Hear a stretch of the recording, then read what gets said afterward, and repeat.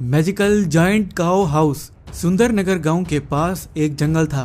एक दिन रात के समय उस जंगल में एक सोने की गाय और एक पेड़ उड़ते हुए आए और उस जंगल में उतरे।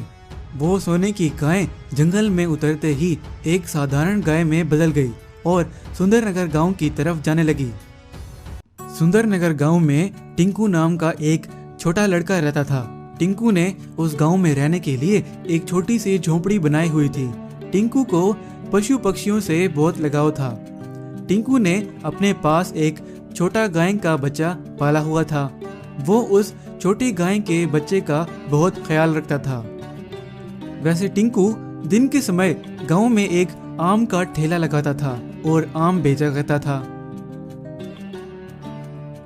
टिंकू अपनी गाय रोज जंगल में घुमाने भी ले जाता। अगर उसे जंगल में कोई घायल जानवर दिखता तो टिंकू उसकी मदद भी करता।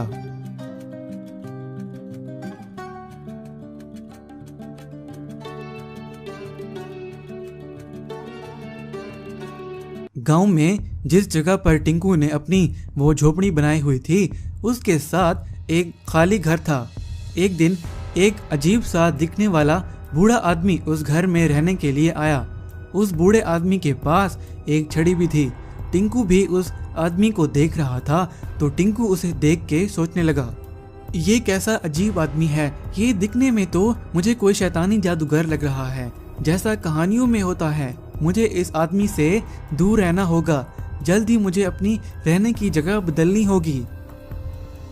वैसे बाद में अगले ही दिन जब सुबह टिंकू उठा तो उसने देखा कि उसकी गाय जमीन पर मरी पड़ी है।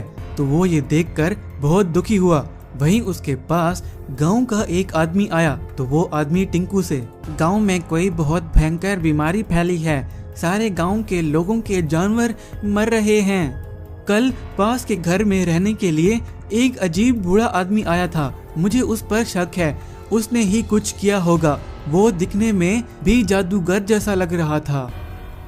वहीं उसी दिन टिंकू जंगल के रास्ते से दूसरे गांव की तरफ जा रहा था कि वहीं उसने देखा कि एक गाय चलते चलते एक पेड़ के अंदर चली गई।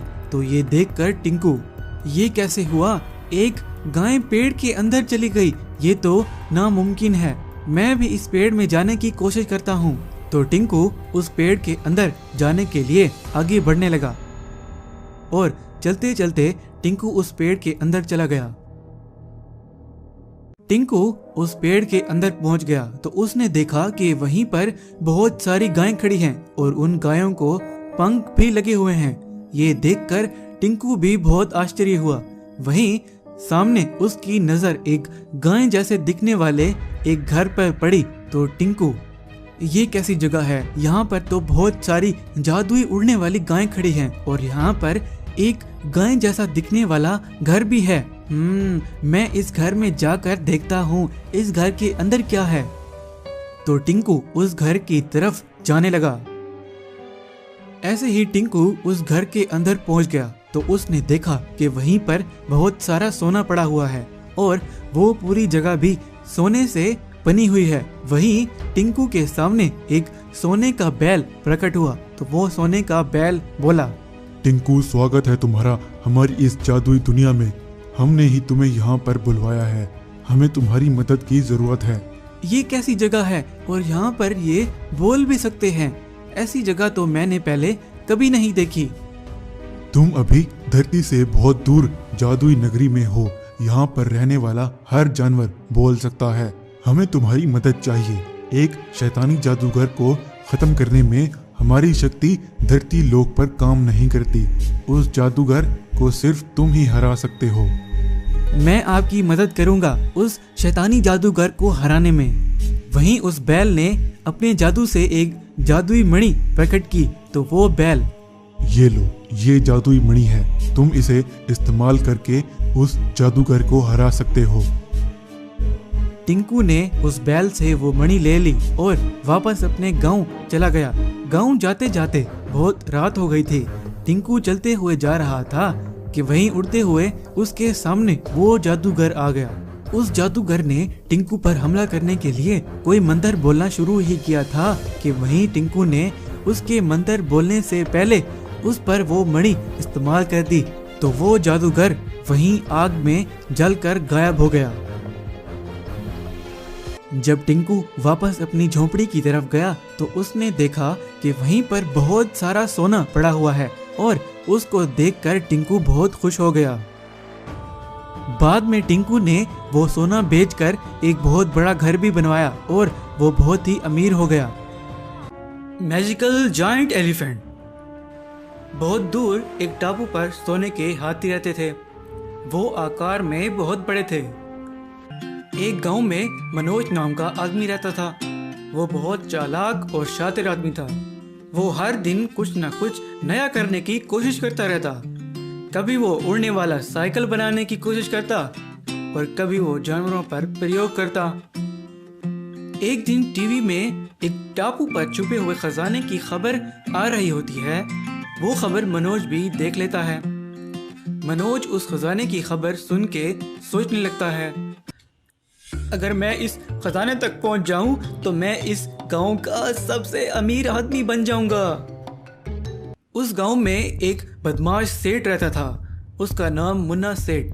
मुन्ना सेठ रोज गांव के लोगों के घरों में अपने गुंडे लेके जाता और उन गरीब गांव वालों को डरा धमका कर पैसे लेता। जो गांव वाला पैसे ना देता उसे वो अपने गुंडों से पिटवाता। एक दिन मनोज ने एक नाव बनाने का सोचा कि वो उस नाव से उस खजाने वाले टापू को ढूंढेगा। कुछ दिनों के बाद उसने वो नाव बना ली और उस टापू की तलाश में निकल गया। मनोज समंदर में गांव से बहुत दूर निकल आया। वो ऐसे ही कुछ आगे तक गया तो उसे एक टापू नजर आया। उसने अपनी नाव को उस टापू की तरफ मोड़ा और वो उस टापू तक पहुंच गया। वो टापू पर थोड़ा आगे गया तो उसने देखा कि वहां पर बहुत बड़े बड़े सोने के हाथी हैं। उन हाथियों को देखकर मनोज के दिल में लालच आ गया और सोचने लगा, अगर मैं इनमें से सिर्फ एक भी हाथी अपने साथ ले जाऊं और उसे बेच दूं तो मैं बहुत अमीर बन जाऊंगा। मनोज ने सोने के हाथी को पकड़ने के लिए एक प्लान सोचा और वापस अपने गांव चला गया एक नया आविष्कार करने, जिससे वो उस सोने के हाथी को पकड़ेगा। वो गांव पहुंच गया और वो एक मशीनी हाथी बनाने लगा। उसने एकदम वैसा हाथी बना लिया। वो दिखने में असली हाथी जैसा था और सोने के रंग का भी, लेकिन आकार में छोटा था। मनोज उस हाथी में बैठ गया और उसे अपने घर के अंदर चलाने लगा। वहीं उसके पास से मुन्ना सेठ अपने गुंडों के साथ गुजर रहा था। मुन्ना सेठ ने मनोज के घर में खड़े उस सोने के हाथी को देख लिया और मुन्ना सेठ मनोज के घर के अंदर गया तो वहां मनोज उस हाथी में कुछ लगा रहा था। तो उसे देख के मुन्ना सेठ बोला, मुझे बताओ, ये तुमने सोने का हाथी कहाँ से लिया? तो वहां खड़े मनोज ने सोचा, अगर मैं इस बदमाश से झूठ बोलूंगा तो फिर ये मेरा पीछा नहीं छोड़ेगा। इससे अच्छा है कि इसे सब सच बता देता हूँ और अपने साथ मिला लूं। तो मनोज ने मुन्ना सेठ को सारी बात सच सच बता दी। तो मुन्ना सेठ उसकी बात सुन के बोला, अगर तुम्हारी बात सच है तो फिर हम उन सोने के हाथियों को बेचकर एकदम माला माल हो जाएंगे। मनोज बोला, सेठ जी, अगर हमारे पास बड़ी नाव होगी तो हम बहुत सारे हाथियों को पकड़कर ला सकते हैं। हाँ ठीक है, कल मैं एक बड़ी नाव लेके आऊंगा, उसी में चलेंगे उन हाथियों को पकड़ने। तुम बस अपने इस मशीनी हाथी को तैयार रखो। मुन्ना सेठ और मनोज उस बड़ी नाव पर उस मशीनी हाथी को लेकर उन सोने के हाथियों को पकड़ने के लिए निकल पड़े। जब उन्हें वो टापू दिखने लगा और वो उस टापू के करीब पहुंचे तो मुन्ना सेठ मनोज से बोला, बेवकूफ इंसान, तुमने क्या सोचा था कि मैं तुम्हें इस सोने को बेचकर अमीर होने दूंगा? ना, मेरा नाम है मुन्ना और मैं लगाता हूँ सब कुछ चूना। वो सारे के सारे हाथी मैं पकड़कर ले जाऊंगा और उनको बेच कर मैं खुद अमीर बनूंगा। मुन्ना सेठ अपने गुंडों से बोला, इसे पकड़ो और फेंको समंदर में। वहां खड़े गुंडे मनोज को समंदर में फेंक देते हैं और मुन्ना सेठ उन हाथियों को पकड़ने के लिए उस टापू पर पहुंच जाता है। जैसे ही मुन्ना सेठ और उसके गुंडे उन हाथियों के करीब जाने लगते हैं तो वहां पर नीचे एक लाल रंग की रेखा बनी होती है और सारे हाथी उस लाल रेखा के दायरे के अंदर होते हैं। मुन्ना सेठ और उसके गुंडे जैसे ही उस लाल रेखा के ऊपर से उन हाथियों को पकड़ने के लिए गुजरते हैं तो टापू के शराब से वो भी सोने के हाथियों में बदल जाते हैं।